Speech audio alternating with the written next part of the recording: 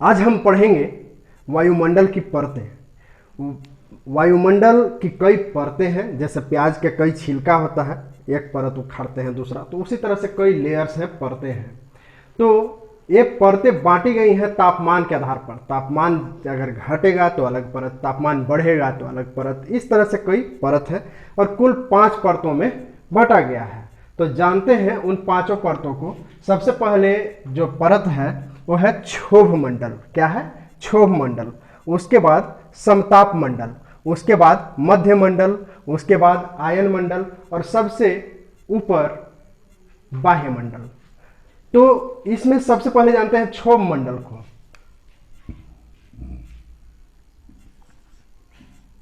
क्षोभ मंडल, देखिए किसी का नाम कलुआ है तो ऐसे ही नहीं पड़ गया कलुआ, वो कलुआ रहा होगा। किसी का नाम बदमसवा है तो ऐसे ही नहीं पड़ गया होगा, वो बदमाश रहा होगा। तो इसी तरह से क्षोभ मंडल नाम पड़ा। तो क्यों पड़ा? क्षोभ का मतलब होता है अस्थिर न रहना, मतलब किसी कोई शांत है उसमें बाधा डालना। समझ रहे बात को? क्षोभ मतलब अस्थिर, और ये जो मंडल है सबसे नीचे वाला ये अस्थिर होता है। ठीक है? क्या होता है? मौसम परिवर्तन होता है। अभी तो बारिश का मौसम है, आप देख रहे होंगे, एकाएक क्या होता है? बादल, एकाएक कड़कती हुई धूप, एकाएक उमस भरी गर्मी। तो ये सब कहाँ होता है? इसी क्षोभ मंडल में होता है। मतलब ये कि नेता लोग से तो इसको कंपटीशन हालांकि नहीं कर सकते हैं, ये बहुत अपना मिजाज चेंज करता है, परिवर्तन करता है। नेता लोग भी करता है लेकिन इससे ज़्यादा, इसलिए इससे कम, इसको बेइज्जत नहीं करेंगे, वो रहने दीजिए। ठीक है? तो आजकल जो खास करके इंडियन नेता लोग हैं वो क्षोभ मंडल से कंपटीशन कर रहे हैं बदलने में। कभी इस पार्टी में, कभी उस पार्टी में, कभी इधर कूद गए, कभी मतलब मेढक बन गए हैं। ठीक है? तो ये क्षोभ मंडल का भी वही हाल है। कभी बिजली कड़का देगा, कभी बारिश करवा देगा, कभी कड़कड़ाती हुई धूप। ठीक है? तो इसलिए इसको क्षोभ मंडल अस्थिर नहीं रहता है। और इस चूंकि अस्थिर नहीं है, परिवर्तनशील है, परिवर्तन होते रहता है, इसीलिए इसको क्षोभ मंडल का एक अन्य नाम है परिवर्तन मंडल। क्या? परिवर्तन मंडल। जैसे इसी को इंग्लिश में ट्रोपोस्फेयर कहते हैं। ट्रोपो, क्या? ट्रोपोस्फेयर। ठीक है? इसी को एक और नाम है, क्या? संवहन मंडल। क्या? संवहन मंडल।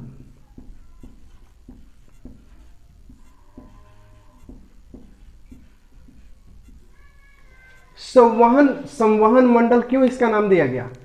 क्योंकि इसमें जो हवाएं हैं या कहिए कि जो ऊष्मा है वो संवहित होती है। संवहन का मतलब ऐसा समझिए, जैसे आप क्या करते हैं, जब पानी गर्म करते हैं या दूध गर्म करते हैं तो क्या होता है?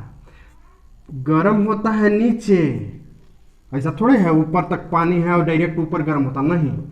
गर्म होता है नीचे, और नीचे वाला गर्म होता है, और ये गर्म जैसे ही होता है ना तो हल्का हो जाता है, और हल्का होकर के पहुंच जाता है ऊपर, और ठंडा वाला जो है फिर नीचे आ जाता है। तो इस तरह से क्या होता है? संवहन होता है। क्या होता है? संवहन होता है। ठंडा वाला जो अणु है वो नीचे और गर्म वाला ऊपर। तो इस तरह से इसी को कहते हैं संवहन।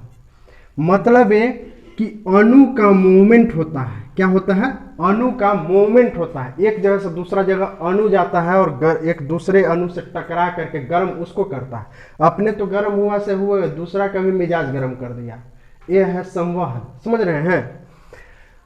ये देखिए, गर्मी, कोई भी चीज गर्म करने का 3 तरीका है। क्या क्या?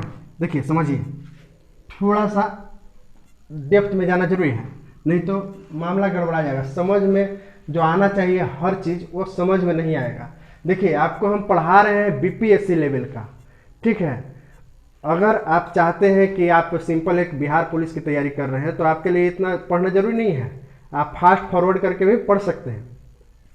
आप दो चीज़ के लिए पढ़ सकते हैं, या तो आप बीपीएससी की तैयारी कर रहे हैं, बिहार दरोगा की तैयारी करें, हालांकि बिहार दरोगा में भी इतना सिलेबस नहीं है, लेकिन अगर आप चाहते हैं कि बीपीएससी की तैयारी कर रहे हैं, अगर आप बीपीएससी की तैयारी कर रहे हैं तो आप इस चैनल पर कंटेंट उठा सकते हैं, और ये पीटी ही नहीं मेंस में भी फायदेमंद होगा। मेंस के लिए फिर अलग से पढ़ने की जरूरत नहीं पड़ेगी, एक साथ सारी तैयारी कंप्लीट। ठीक है, तो देखिए समझते हैं संवहन। संवहन तो आप समझ गए है ना। ये कोई भी चीज को गर्म करने का 3 तरीका होता है। पहला संवहन, संवहन, दूसरा चालन, तीसरा विकिरण, विकिरण। ठीक है, संवहन को इंग्लिश में कन्वेक्शन कहते हैं। क्या कहते हैं? कन्वेक्शन। चालन को क्या कहते हैं? Conduction, conduction. और विकिरण को कहते हैं रेडिएशन। क्या कहते हैं? रेडिएशन। अब देखिए, कन्वेक्शन तो आप समझ गए कि क्या है। मतलब ये कि जैसे हवा भी जब गर्म होती है, हवा भी जब गर्म होती है तो ऊपर उठती है, और इस मंडल में यही होता है। जो नीचे आप जान रहे हैं, क्षोभ मंडल में सबसे अधिक घनत्व क्षोभ मंडल का है। क्यों? क्योंकि सबसे अधिक हवा का ऊपर से प्रेशर है, और गुरुत्वाकर्षण बल भी सबसे अधिक नजदीक में लगेगा, तो इस वजह से सबसे अधिक घनत्व यहाँ है। और यहाँ क्या होता है, धरती, सूरज से धरती गर्म होती है। सूरज बाबा क्या किए, ऐसे सूरज बाबा आंख मुंह से पूरा आग उगल रहे हैं, आग उगल के दे दिए धरती को। धरती हीट एनर्जी को ऑब्जर्व कर ली। अब वो क्या करती है कि छोड़ती है। कोई भी चीज जब गर्म होता है तो फिर वापस वातावरण में उतना एनर्जी छोड़ता है। तो ये धरती क्या की, वो जो सूरज से आया, देख रहे हैं, सूरज से कोई माध्यम की जरूरत नहीं है। वहां से ऐसा नहीं कि वहां से वो रस्सी लेके ऐसा तान दिए हैं और वहां से पानी टप टप छू रहा, वैसा थोड़े है। कोई माध्यम नहीं, वहां से बस चल दिया तो आके धरती पर रुका। तो इस कंडीशन में जब किसी माध्यम की जरूरत न हो और हीट एनर्जी पहुंच जाए, जब अगुआ के जरूरत ना पड़ा, डायरेक्ट लड़का के बियाह हो जाए, तो समझिए कि यही है विकिरण। समझ रहे हैं, यही है विकिरण। तो धरती पर विकिरण आया, विकिरण से क्या हुआ, धरती गर्म हुई। फिर धरती वापस विकिरण को छोड़ती है, और जब छोड़ती है तो क्या होता है, वायुमंडल एक गर्म होता है, जो सबसे नजदीक वाला, धरती के जो सबसे नजदीक हवा है, और गर्म होकर के ऊपर उठती है। ऊपर उठती है तो ऊपर चली जाती है हवा। तो इस तरह से संवहन इसी को कहते हैं। समझ रहे हैं, एक अणु दूसरे अणु को गर्म कर रही है, एक जगह से दूसरे जगह जा करके। तो ये हो गया संवहन। क्या हो गया? संवहन। जैसे आप आग तापते हैं, तो आग तापते हैं, वो संवहन है। ऐसे थोड़े ना है कि आगिए में हाथवा घुसेड़ देते हैं, ऐसा करते हैं नहीं। दूर बैठ के आग तापते हैं, है ना। बहुत सारा फिल्म देखते होंगे, उसमें क्या करता है, हीरो हीरोइन बारिश में भीग गया, पूरा ठंडा का मौसम है, आग तापने लगा। आप भी ठंडा में आग तापते होंगे। तो संवहन प्रोसेस है। यही हाथवा अगर अगिया में घुसेड़ दीजिएगा ना, तो आग में चल गया, टच हो गया, वो है चालन। क्या है? चालन, कंडक्शन। क्या है? चालन। मतलब है कि डायरेक्ट संपर्क में अगर कोई चीज है तो चालन है। जैसे अभी आप लॉज हॉस्टल में रह रहे होंगे, या घर में खाना बन रहा होगा, आप क्या करते हैं, छोलनी से चलाते चलाते कुछ देर के लिए छोलनियाँ वैसे रख दीजिएगा, छोड़ दीजिएगा। क्या देखिएगा कि ऊपर तक छोलनी गर्म हो गया है, जो छोलनी का डंटी है ऊपर तक गर्म हो गया है। समझ रहे हैं, उसमें क्या हुआ, अणु ऐसा थोड़ा है कि जो छोलनी, ऐसे मान लेते हैं कि ये बर्तन, एकरा में ऐसे आप छोलनी रखे हुए थे, तो ऐसा थोड़े ना है कि अणु यहाँ से हिल के इधर चल गया। नहीं, अणु वहीं के वहीं है, एक दूसरे को सिर्फ एनर्जी ट्रांसफर किया। क्या किया? एनर्जी ट्रांसफर किया। तो यही है चालन। क्या है? चालन। जबकि संवहन में क्या हो रहा था, अणु मूव कर रहा था, नीचे से ऊपर जा रहा था। चालन में इधर उधर नहीं, वहीं बैठे बैठे ही बस गोली मार देगा, जबकि संवहन में जाके गोली मारेगा।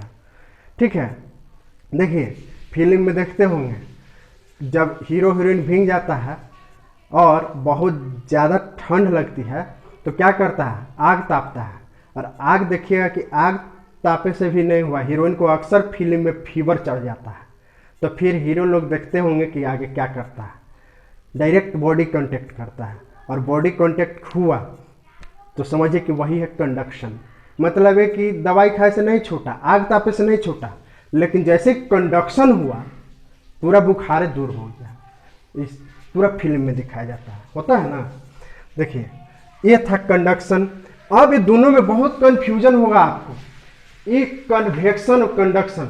ये कहिए कभी कह दिया कंडक्शन मतलब संवहन, कभी कन्वेक्शन मतलब चालन, मतलब उल्टा पलटा। देखिए याद रखिएगा, भी से होता है व और इसमें है व, देख रहे हैं। तो जो संवहन है वो कन्वेक्शन होगा, ठीक है। कभी कभी एग्जाम में क्या करेगा, कन्वेक्शन लिख देगा तो समस्या में पड़ जाएगा। अरे तो चालन है ही कंडक्शन। कंडक्टर का नाम सुने हैं, गाड़ी पर कंडक्टर रहता है, कंडक्टर साहेब। हम लोग तो, भारत ऐसा चीज है कि हर किसी को सम्मान करता है, चाहे जो हो। ड्राइवर साहेब, कंडक्टर साहेब। तो कंडक्टर साहब क्या करते हैं, गाड़ी पर हमेशा चलते रहते हैं। ये देखिए चालन, चल, कंडक्शन, कंडक्टर। याद रखिएगा, याद करने के लिए। और विकिरण आपको बताए ही कि इसमें क्या है, दूरे से कोई लड़की जा रही होती है, आप क्या बोलते हैं, बड़ी हॉट है। मतलब है कि आप टच ना हुआ, कुछ नहीं हुआ, लेकिन पहले ही आपको दूरे से नजर आया हॉट है। वही है रेडिएशन, पूरा रेडिएशन फैला हुआ है। और आप लोग रेडिएशन भांपने में एक्सपर्ट हैं। यही है रेडिएशन। क्या है, सूर्य से एनर्जी आया, ठीक है, कोई संपर्क नहीं हुआ, तो वो रेडिएशन। तो ये चीज है क्या, संवहन, चालन और विकिरण। अब आते हैं यहाँ, तो इसको कहते हैं संवहन मंडल भी, क्योंकि अणु क्या होता है, गर्म होकर के ऊपर उठते, बात खत्म। इसी को कहते हैं अधोमंडल, अधोमंडल, ठीक है। चलिए इतना तो नाम है इसका, आप याद रखिएगा कौन कौन, क्षोभ मंडल, ट्रोपोस्फेयर, संवहन मंडल और परिवर्तन मंडल भी कभी कभी पूछ देता है, तो इसको याद रखिएगा, ठीक है। अधोमंडल याद रखिए ना रखिए फर्क नहीं पड़ता है, अभी तक ऐसा एग्जाम में नहीं पूछता है। अब आगे जानते हैं कि संवहन मंडल की मोटाई कितनी होती है। तो संवहन मंडल की मोटाई होती है एकदम धरती, जहां आप खड़ा है, आप जमीन जैसे आपका टच कर, अगर चौकी पर बैठे हुए तो चौकी टच जहां से कर रहा है, मतलब जहां से हवा की शुरुआत है 0 किलोमीटर से लेकर के और 8 किलोमीटर तक ध्रुव पर।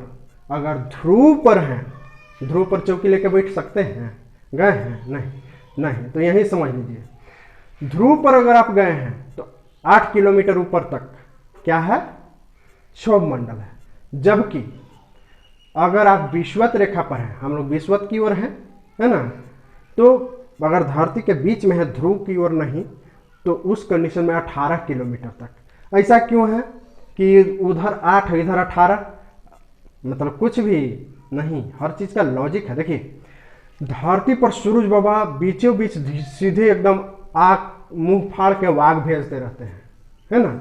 तो वहां हवा ज्यादा हल्की होती है, और हल्की ज्यादा होती है तो ज्यादा ऊपर उठेगी। और जो ध्रुव है वहां सनलाइट पहुंचता कहाँ, मान लीजिए देखिए ये है धरती, यहाँ है ध्रुव, यहाँ है ध्रुव, ये है सूरज बाबा, यहाँ से लाइट फेंक रहे हैं, तो यहाँ जो धरती के जो दोनों छोर है वहां लाइट कम पहुंचता है। और कम पहुंचता है तो क्या होता है, हवा गर्म कम होगी, तो कम गर्म होगी तो ऊपर कम उठेगा, तो मोटाई कम है। समझ रहे हैं, यानी कह सकते हैं कि इस, अगर ये धरती है तो ध्रुव पर मोटाई कम है, इधर मोटा है, इधर मोटाई कम है, इधर मोटा है। लीजिए इस तरह का है, सेब जैसा क्षोभ मंडल। गर्मी के दिन में इसकी मोटाई बढ़ जाती है, क्यों, क्योंकि गर्मी के दिन में धरती ज्यादा गर्म होती है, इसलिए इसकी मोटाई बढ़ जाती है, ज्यादा हवा गर्म हो ज्यादा ऊपर उठती है। तो क्वेश्चन पूछता है कि क्षोभ मंडल की ऊंचाई कब अधिक बढ़ेगी गर्मी के दिनों में, जाड़े के मौसम में, इस तरह के क्वेश्चन पूछे जाते हैं, तो ध्यान रखिएगा। ये जो है सबसे पतली परत है, क्या, सबसे पतली परत। देखिए 8 किलोमीटर तक और 18 किलोमीटर है तक है, जबकि ये 50 किलोमीटर तक, ये देखिए 80 किलोमीटर तक, ये 400 किलोमीटर तक, तो सबसे पतली परत है। ठीक है, इसके आगे इसमें जैसे जैसे प्रति 165 मीटर पर, 165 मीटर पर जैसे जैसे जाइएगा 1 डिग्री तापमान घटेगा। क्या होगा? 1 डिग्री तापमान घटेगा। और 1 किलोमीटर, अगर 1 किलोमीटर ऊपर जाइएगा तो 6.5 डिग्री सेल्सियस प्रति 1 किलोमीटर तापमान पर घटेगा। ठीक है, और इसी को कहते हैं सामान्य ताप ह्रास दर। सामान्य ताप ह्रास दर। इस घटना को जो घटती घटना है कि हर जैसे ही, देखिए आप जैसे जैसे जैसे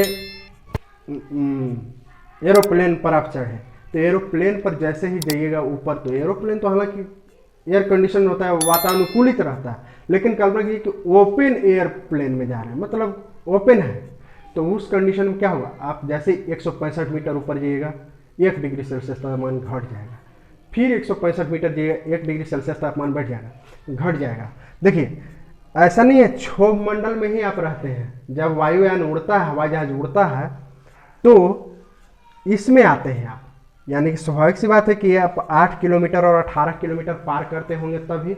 तो जो वायुयान है वो 18 किलोमीटर पार करके समताप मंडल में चलता है, तो 18 किलोमीटर में जहाज चलता है, आप ऐसे भी समझ सकते हैं। ठीक है, इसमें क्यों नहीं, इसमें क्यों नहीं, क्षोभ मंडल में क्यों नहीं? क्योंकि इसमें अगर वायुयान चलेगी, अगर इसमें वायुयान, अगर हवाई जहाज उड़ाया जाएगा, तब क्या होगा?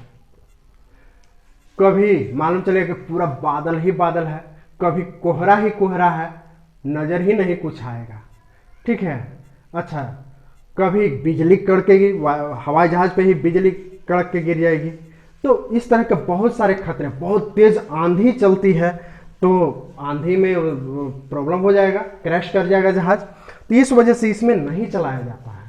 ठीक है, हवाई जहाज क्षोभ मंडल में नहीं चलाया जाता, लेकिन कहिए तो डायरेक्ट ऊपर उड़ के चल जाएगा, समताप में नहीं। यहाँ क्षोभ मंडल में तो प्रवेश करेगा ही करेगा, लेकिन उसको उतना ऊंचा जाना है, तो अभी बेहतर ढंग से जहाँ पहुँचना है पहुँच पाएंगे सुरक्षित, और नहीं तो इसी में फंसे रह जाएंगे। आप देखते होंगे जब बारिश का मौसम होता है या फिर कोहरे का मौसम जाड़े के दिनों में, तो आप न्यूज़पेपर पढ़िएगा तो उसमें लिखा रहेगा आज इतनी फ्लाइटें रद्द। काहे का रद्द? वही क्योंकि लाइट वाइट का कुछ पता ही नहीं चलेगा। सिग्नल यहाँ से देगा कि आपको इस हेलीपैड पे उतारना है, मालूम चलेगा कि नज़र ही नहीं सिग्नल आ रहा है, तो गड़बड़ हो जाएगा। तो इस तरह के बहुत सारे खतरे हैं, और यहाँ अभी जानेंगे समताप मंडल, वहाँ कोई खतरा नहीं है। ठीक है, चूंकि इसमें इस क्षोभ मंडल में मौसम परिवर्तन होते रहता है, इसीलिए इसको मौसमी परिवर्तन की छत भी कहते हैं। मौसमी परिवर्तन की छत, समझ रहे हैं? चलिए आगे देखते हैं। ये जो परत है, ये जितने पांचों परत है उसमें सबसे अधिक गर्म है। क्यों?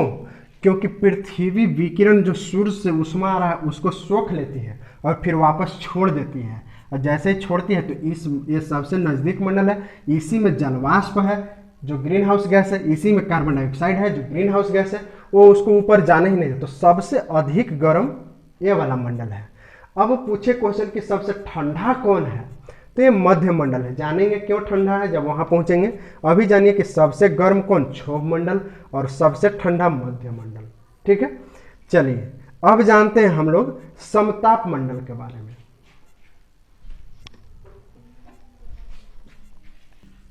समताप मंडल, समताप मंडल को हम लोग अंग्रेजी में क्या कहते हैं? स्ट्रेटोस्फेयर। स्ट्रेटोस्फेयर, इसी को हम लोग शांत मंडल भी कहते हैं। शांत मंडल, और इसी को ओजोन मंडल भी कहते हैं, ओजोन मंडल। देखिए हम फिर बताएं कि अगर किसी का नाम कलुआ है तो ऐसे ही नहीं होगा, कारण होगा समताप मंडल। इसको क्यों कहते हैं? क्योंकि इसमें तापमान बराबर रहता है, बराबर तापमान रहता है, ठीक है, न घटता है न बढ़ता है। लेकिन ये 20 किलोमीटर तक ही ऐसा हो पाता है। 20 किलोमीटर तक ही क्यों? क्योंकि 20 किलोमीटर की ऊंचाई तक ओजोन पाया जाता है। कौन सा गैस? Ozone, O3। ये क्या करता है? ये भी एक ग्रीन हाउस की तरह काम करता है। ऊपर से आता है सूर्य की पराबैंगनी किरण। ये जो सूरज बाबा है, यहां से मुंह खोले, जो इसमें से 3 प्रकार का रे निकलता है, मतलब 3 प्रकार के अल्ट्रावायलेट रे तो और भी है। अल्ट्रावायलेट रे यानी कि पराबैंगनी किरण। पराबैंगनी किरण क्या आप देखते होंगे? बैनिया पिनाला। तो बैगनी जो कलर है, 7 कलर है जो हम लोग को नजर आता है। बैगनी कलर के जस्ट पहले, बैनिया पिनाला में जस्ट पहले वाला जो कलर है वो हम लोग को दिखाई नहीं देता, वही है पराबैंगनी। बैंगनी परा माने बैंगनी के अलावे जो इधर वाला है, ठीक है, तो वो पराबैंगनी शब्द उसी से बना है। तो यहां से अल्ट्रावायलेट ए बी सी, तो जो ए है ये पार करके हम लोग को विटामिन डी देता है। क्या करता है? विटामिन डी देता है। जो बी है इसको ये सोख लेता है, ओजोन लेयर सोख लेता है, जाने नहीं देता, कहता है ये खतरनाक है। और जो ए है इसको जाने देता, कहता है ये धरती पर बहुत लोग हैं, अगर विटामिन डी न मिलेगा तो सब बीमार पड़ जाएगा और रिकेट्स हो जाएगा। विटामिन डी इसी से बनता है। जो अल्ट्रावायलेट ए आया और आपके स्किन पर जब पड़ता है तो बनता है क्या? विटामिन डी, ठीक है। अब देखिए ए वाला जो बी है सोख लिया, ए वाला को जो विटामिन जो यूवी रे ए है इसको ये रिफ्लेक्ट कर देता है। यूवी रे जो सी है इसको ये रिफ्लेक्ट कर देता है। समझ रहे बात को? तो ए वाला जो है ए के वजह से, यूवी रे ए के वजह से हम लोगों में विटामिन डी का सिंथेसिस होता है, विटामिन डी बनता है। अब देखिए समझ लेते हैं यहीं पर थोड़ा सा कि विटामिन डी से नहीं होने से क्या नुकसान है। अगर विटामिन डी बच्चा में कमी हो गया तो हो जाता है रिकेट्स, और रिकेट्स हो जाएगा तो पहचान है कि उसका जो पैर है ना, चूंकि क्या होता है विटामिन डी की कमी से कैल्शियम शरीर में नहीं उतना यूज हो पाता है, और कैल्शियम यूज नहीं हो पाता तो गोड़वा जो है ऐसे होना चाहिए था सीधा, वो ऐसे टेढ़ा हो जाएगा दोनों साइड से। समझ रहे हैं? जो छाती है वो क्या हो जाएगा, ये जो रिब्स है जो नॉर्मल होना चाहिए था वो रिब्स इस ढंग से तिकोना निकल जाएगा, मतलब कुछ अलग टाइप से, लेकिन बाहर इस तरह से निकल जाएगा, अजीब बेढब टाइप का। तो ये पहचान है। तो बच्चा में होता है तो रिकेट्स कहते हैं, लेकिन यही विटामिन डी की कमी अगर बड़ा में हो गया तो इसको कहते हैं ऑस्टियोमलेशिया। क्या कहते हैं? ऑस्टियोमलेशिया। और यही विटामिन डी की कमी और ज़्यादा अधिक कम हो गया, मतलब विटामिन डी बहुत ज़्यादा कम हो गया तो ऑस्टियोपोरोसिस हो जाता है। वो बुढ़ापा वगैरह में अक्सर होता है, अधिक होता है, ठीक है। तो अगर चाहते हैं कि आप स्वस्थ रहें, सुरक्षित रहें, तो थोड़ा बहुत धूप आपके शरीर में लगना बहुत जरूरी है। विटामिन डी के कमी से रोग प्रतिरोधक क्षमता भी कम होता है। तो इसीलिए देखिएगा कि अगर आपको एलर्जी वगैरह रहेगा तो डॉक्टर विटामिन डी के भी टैबलेट्स चलाते हैं ताकि रोग प्रतिरोधक क्षमता बढ़े। जो आप पढ़ेंगे आगे जब बायोलॉजी पढ़ाएंगे तब कि WBC में एक टाइप होता है टी सेल। WBC का भी अलग अलग टाइप है, तो उसमें टी सेल होता है, उसकी संख्या विटामिन डी अच्छा रहेगा तो बढ़ेगा, वो रोग प्रतिरोधक क्षमता बढ़ाता है। तो ये है अल्ट्रावायलेट रे। इसको क्या करता है जो इस, अब देखिए होना क्या चाहिए था कि यहां से इसका तापमान बढ़ना चाहिए था, लेकिन यहां से तो यहां तक बढ़ा।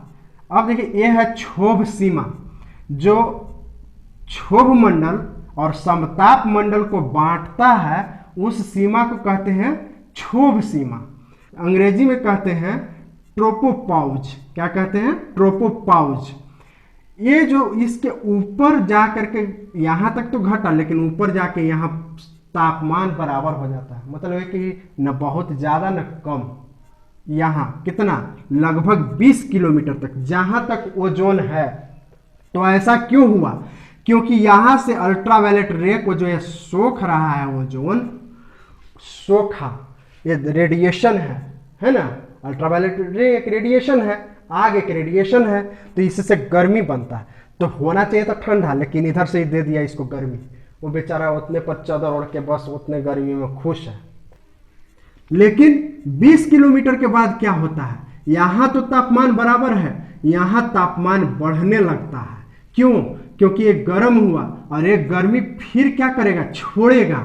कोई भी क्या है, उष्मा अस्थिर नहीं रहेगा, ये गैस है, ये फिर छोड़ेगा और ये उष्मा इसमें जाएगा, इसमें जाएगा। तो क्या होगा, ये इसके बाद टेम्परेचर बढ़ने लगता है। ध्यान रखिए, ट्रोपोस्फेयर में तापमान घटता है। क्या होता है, घटता है। प्रति 165 किलोमीटर ऊंचाई जाने पर 1 डिग्री सेल्सियस घट जाता है।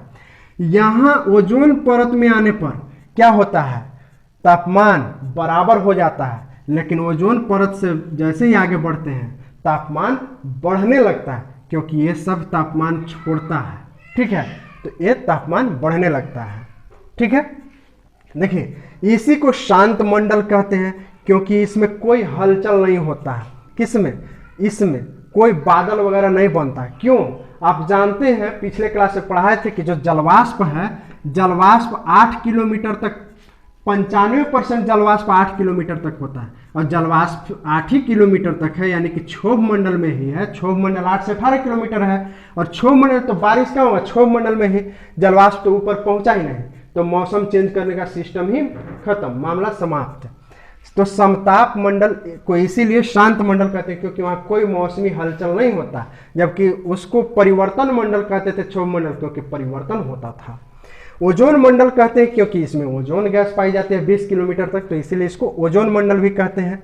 ठीक है, देखिए ऊंचाई का अलग अलग किताब में अलग अलग जगह पे वेरिएशन मिल सकता है, लेकिन एनसीईआरटी का रेफरेंस लेकर के हमने लिखा है, तो एनसीईआरटी में यही है आपका। कहीं कहीं पर आपको अलग अलग वेरिएशन मिल सकता है, ऊंचाई आमतौर पर एग्जाम में नहीं पूछेगा। ओजोन मंडल हवाई जहाज उड़ाने के लिए सबसे बेहतर है, पहले भी बताएं, क्योंकि यहाँ कोई मौसमी हलचल नहीं होता है। दूसरी बात, ओजोन मंडल में ओजोन गैस है, तो ओजोन गैस को मापने के लिए कौन सा इकाई का प्रयोग करते हैं, डॉप्सन का। किसका? डॉप्सन का। और हम जान रहे हैं कि ओजोन परत घट रही है, मानवीय कुकर्मों के कारण ओजोन परत क्या हो रही है, घट रही है, छिद्र हो रहा है। तो 220 किल डॉप्सन 220 डॉप्सन से अगर कम ओजोन हो जाता है जहां पर, तो कहा जाता है कि ओजोन छिद्र हो गया है। ऐसा नहीं कि वहां से ओजोन कंप्लीट खत्म हो जाता है। 220 डॉप्सन मात्र जब बचता है ओजोन, तो क्या होता है कि अल्ट्रावायलेट रे पार कर जाता है। चलिए, ये था ओजोन मंडल। अब आते हैं मध्य मंडल में।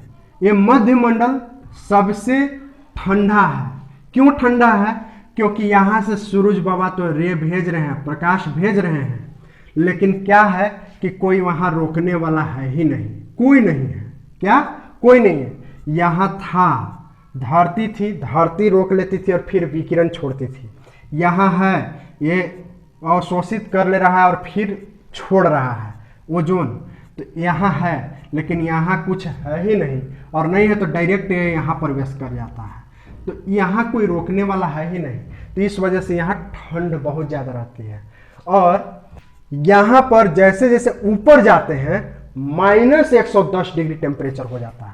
यहाँ 50 से अगर 80 किलोमीटर तक जैसे ही पहुँचिएगा, -110 डिग्री सेल्सियस टेम्परेचर हो जाता है। ठीक है, सोचिए बर्फ जमता है 0 डिग्री सेल्सियस पे, ये -110 कितना, इसका जो मोटाई है यह 50 से 80 किलोमीटर मध्य मंडल का। यही वह मंडल है जहां से उल्का पिंड जलती है। मतलब ये कि यहां से आई उल्का पिंड कोई है, ठीक है, उल्का पिंड कोई है, यहां से आ रहे धरती पर। उल्का पिंड क्या है? आकाश में बमेहड़ा, मतलब ऐसा आकाश में छोटा छोटा चट्टान का टुकड़ा जो बमेहड़ा हो गया है, मतलब इधर उधर भटक रहा है, उसको किसी से मतलब नहीं है, तो जिसका गुरुत्वाकर्षण उसको खींच लेता है उधर खींचा जाता है, तो जो बहुत सारा बमेड़ा टुकड़ा है, जैसे बमेड़ा लड़का होता है ना, इधर से उधर भटक रहा है और जहाँ बढ़िया चीज़ कुछ मिला चिपक लिया, उसी तरह से ही है। इधर गुरुत्वाकर्षण पृथ्वी इसको खींच लेती है। ये चट्टान बड़ा बड़ा साइज का भी होता है, छोटा छोटा साइज का भी होता है। ये यहाँ से चलना शुरू किया, यहाँ क्या होता है, मध्य मंडल में आकर के जल जाता है। इसमें जो आयन मंडल है, गैसों का आयन पाया जाता है, और ये आयन क्या करता है, रेडियो तरंगों को वापस भेजता है।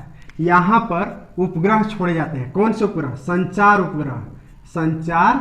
उपग्रह, वही उपग्रह जिससे आप कांटेक्ट करते हैं बाबू से, सोना बाबू से।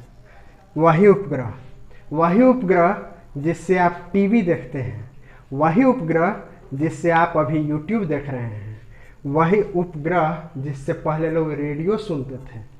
तो ये सब जो संचार कम्युनिकेशन वाला सारा उपग्रह इसी में भेजे जाते हैं। तो इससे क्या होता है, ये है आपका मोबाइल, यहाँ पर है आप, ठीक है, धरती पर। यहाँ बाबू सोना से क्या कर रहे हैं, बात कर रहे हैं।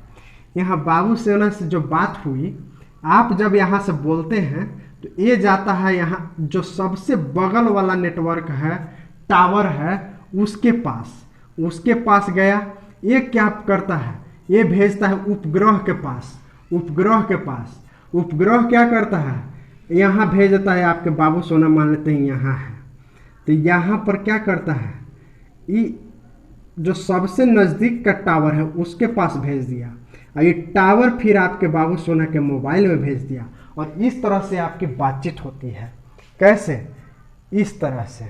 तो यहाँ से पहले इसमें गया, यहाँ से रिफ्लेक्ट करता है, और चूंकि इसमें आयन, गैसों का आयन का रूप पाया जाता है, इसलिए इसको आयन मंडल कहते हैं। और इस ढंग से आप कोई भी बातचीत कर पाते हैं। ठीक है, देखिए ये जो आयन मंडल है, अच्छा मंडल मतलब बार बार मंडल है क्या, कोई के नाम है? मंडल कोई टाइटल लगाता है, लेकिन वो मंडल अलग है। देखिए ये मंडल मतलब होता है हिस्सा, किसी चीज का भाग। तो है ना, ये पूरा वायुमंडल है, इसका ये हिस्सा है, तो क्षोभ वाला जो हिस्सा है तो क्षोभ मंडल है ना। जैसे देखिए ऋग्वेद को 10 मंडल में बांटा गया है, तो वही भाग, अलग अलग भाग। ठीक है, तो मंडल ऐसा ना जो बाप रे बाप ये मंडल ये क्या होता है, मंडल मतलब कोई हिस्सा, भाग, समझ रहे हैं। तो ये आयन मंडल कई लेयर में अलग अलग बांटा गया है, और लेयर है अलग अलग लेयर। जरा से इसको हटाते हैं और ऐसे लिखते हैं।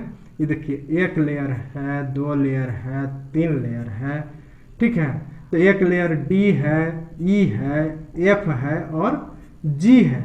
इस तरह से नाम दिया गया है, डी लेयर, ई लेयर, एफ लेयर, जी लेयर, लेयर। देखिए डी लेयर जो दीर्घ तरंग होता है उसको रिफ्लेक्ट करता है, यहां से यहां भेजता है।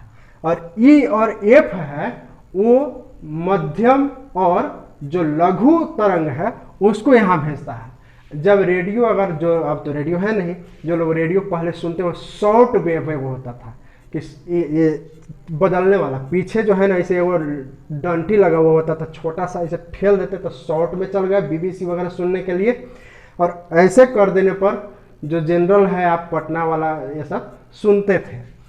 ठीक है, तो ये जो है डी लेयर दीर्घ तरंग को भेजता है, जो पटना वाला चैनल है। ई एफ लघु तरंग और मध्यम तरंग को धरती पर भेजता है, और जो जी तरंग है इस सब को भेजता है, जो ना जो सबको ठेल के नीचे भेज देंगे। ठीक है, तो ये है जी तरंग। तो इसमें संचार उपग्रह रखे जाते हैं। अब देखिए इसके बाद है सबसे ऊपर, अच्छा एक और बात जानिए, इसमें क्या है, इसके बाद 400 किलोमीटर के बाद है बाह्य मंडल, और ये लगभग 10,000 किलोमीटर तक है। अलग अलग जगह पर अलग अलग डेटा मिलेगा। मान के चलिए कि 400 किलोमीटर से ऊपर जितना है लगभग सब बाह्य मंडल में है। तो जितना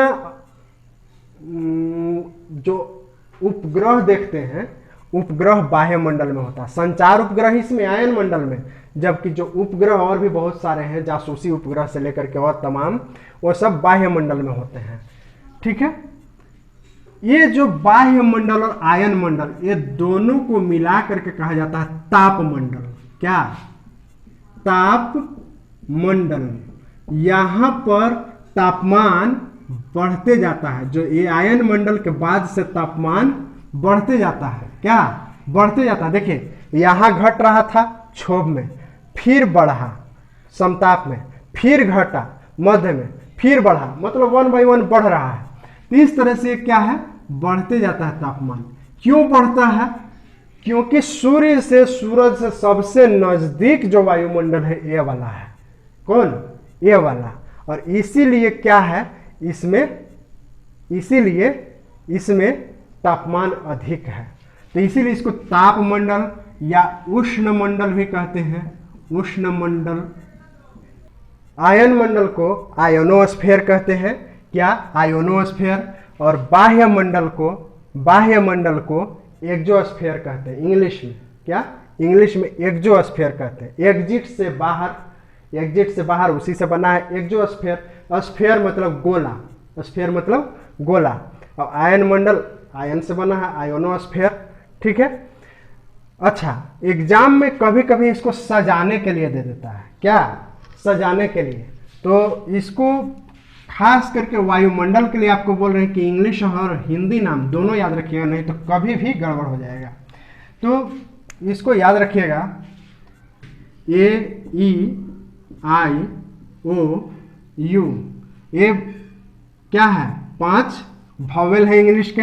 ए से एटमॉस्फेयर, एटमॉस्फेयर में क्या? सबसे ऊपर में एक्सोस्फीयर, एक्सोस्फीयर के बाद आयोनोस्फीयर, आयोनोस्फीयर के बाद ओजोन मंडल, और ओजोन मंडल जब इतना सरिया लिए तो लास्ट बचता है ट्रोपोस्फीयर। वो ऑटोमेटिक आप अरेंज कर लेंगे। एग्जाम में अरेंज करने के लिए ही पूछता है। और अगर आप अंग्रेजी नाम याद रखें तो बहुत बढ़िया है, क्योंकि एग्जाम में अक्सर अरेंज करने के लिए पूछेगा, जो खास करके बेहतर एग्जाम होगा। ये वायुमंडल आपका समाप्त होता है। इसके बाद मिलेंगे फिर अगले वीडियो में एक नए चैप्टर के साथ। मिलते हैं अगले वीडियो में, तब तक लगे रहिए अपने मिशन में।